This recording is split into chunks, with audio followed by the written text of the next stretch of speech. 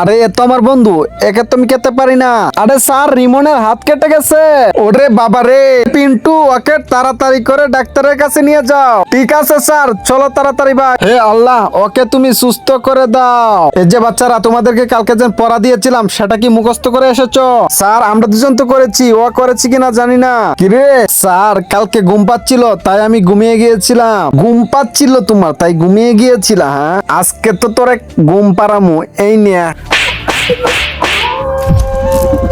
বাড়িত কি শুধু পড়াবাদ দিয়ে কুত্তার মতন বক বক করো? আমাকে এত বড় অপমান, আজকে তোর শেষ দিন। চলো বাচ্চারা, ছুটি হয়ে গেছে, তোমরা বাড়িতে যাও। ঠিক আছে স্যার। স্যার, আপনি বাড়িতে যাবেন না? হ্যাঁ হ্যাঁ, আমাকেও যেতে হবে, চল একসাথে বাড়িতে যাই।